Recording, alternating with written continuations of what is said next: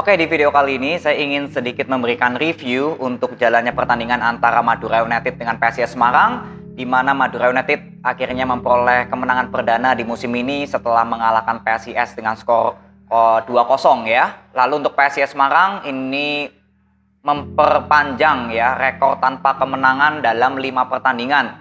Jadi PSIS Semarang hanya menciptakan 1 poin ya dalam 5 pertandingan terakhir.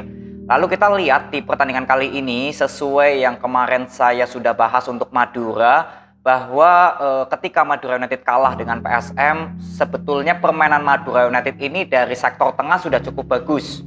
Ya, kedisiplinan dari sektor belakang juga cukup baik walaupun harus kemasukan 2 gol lawan PSM.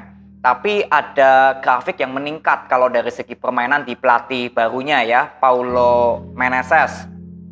Lalu untuk PSIS Semarang sebelumnya lawan Persija mengalami kekalahan ketika Adi Satrio harus mendapatkan kartu merah. Saya nggak terlalu banyak memberikan gameplay permainan, tapi ada catatan penting setelah menghadapi Persija, terlihat memang para pemain PSIS Semarang sudah di bawah tekanan. Ya, psikologi para pemain sudah terlihat seperti ngedrop. Ya, itu jelas terlihat ketika lawan Persija, permainan PSIS Semarang kalau saya bilang sedikit lebih kasar. Ya, artinya untuk menghadapi Madura United dari segi psikologi sebetulnya PSIS Semarang ini harus lekas bangkit. Lalu gaya permainan juga kalau dilihat dari ya pemain-pemain yang didatangkan di musim ini, memang secara kualitas ini masih jauh di bawah posisi kemarin ya, atau pemain-pemain PSIS Semarang di musim lalu.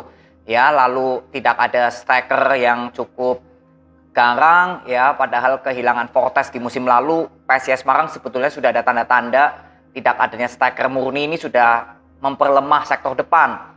Ya, walaupun di pertandingan kali ini ada nama Fernandinho, tapi masih jauh dari harapan. Madura United juga sama ya, saya juga menyoroti peran dari Maxwell. Maxwell kemarin lawan PSM juga sangat minim kontribusi, lebih banyak permainan Madura United dari sektor sayap. Nah, di pertandingan kali ini ya memang terbukti ya kalau sektor sayap Madura United ini sangat cukup bagus. Gol dari Rizky Afrizal itu asis dari Irfan, lalu gol kedua dari Irfan lagi ya itu asis dari Soboy, itu juga cukup bagus. Artinya untuk Madura United ya untuk sektor sayap, tengah, belakang cukup kuat. Ya, paling PR-nya tinggal di Maxwell ini untuk kualitas target man-nya Madura.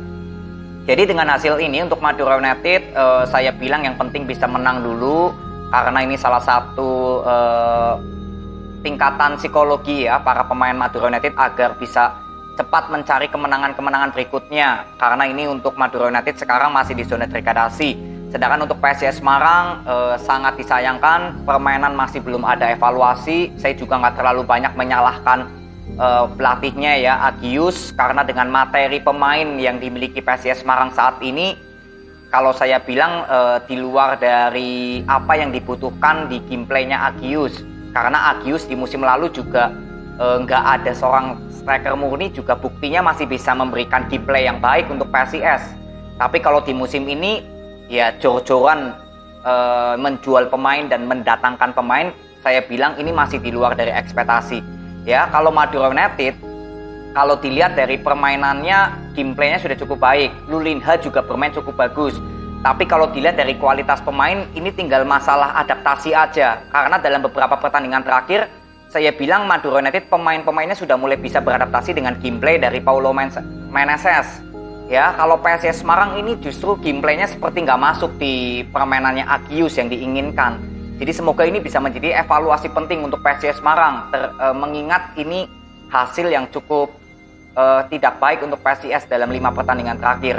Kalau untuk Madura United sebelum menang lawan PSIS, saya sudah mengatakan permainan gameplaynya sudah naik. Jadi tinggal ya konsisten aja lah untuk mencari kemenangan ya. Jumlah kemasukan juga di pertandingan ini bisa clean sheet, itu dipertahankan. Sektor tengah juga cukup kuat, cukup bagus. Sektor sayap juga cukup baik, kombinasinya terlihat. Jadi tinggal di seorang target man ya. Semoga Maxwell bisa lebih tajam lagi, karena Madura United lebih banyak hidupnya di sektor sayap, sudah cukup bagus. Tinggal Maxwell semoga bisa lebih maksimal lagi ya, karena sektor sayap tengah ini sudah jalan gitu loh. Jadi seorang Maxwell atau target man mungkin kontribusinya semoga bisa lebih banyak. Gak harus menciptakan gol, tapi paling tidak mencari positioning atau mencari pergerakan tanpa bola, ya semoga bisa lebih maksimal. Karena di pertandingan kali ini saya belum terlalu banyak melihat kontribusi dari Maxwell. Ya, jadi untuk Madura United dengan kemenangan ini selamat memperoleh 3 poin, sedangkan untuk PSIS Semarang tetap semangat. Semoga dari kekalahan ini saya berharap para pemain PSIS Semarang tetap bisa menjaga mental kemenangan, bisa cepat move on karena ya perjalanan masih panjang ya. Ini termasuknya masih awal musim. Setelah ini Madura United akan bermain di ACL menghadapi Falcons, lalu tanggal 27 ya menghadapi Falcons, lalu tanggal 2 November menghadapi Suai Rieng. Jadi Madura United dalam 2 pertandingan ke depan ini akan bermain di ACL ya. Jadi good luck untuk Madura United, semoga bisa bermain seperti ini konsisten walaupun levelnya jauh lebih tinggi. Ya saya berharap Madura United bisa tampil maksimal ya. Sedangkan untuk PSIS Semarang akan menghadapi Persebaya di kandang sendiri, menghadapi Persik Kediri. Nah ini 2 pertandingan kalau saya bilang ya cukup berat juga karena perform dari Persebaya, Persik Kediri ini juga masih cukup bagus ya, atau levelnya masih di atas PSIS Semarang dari gameplay permainan.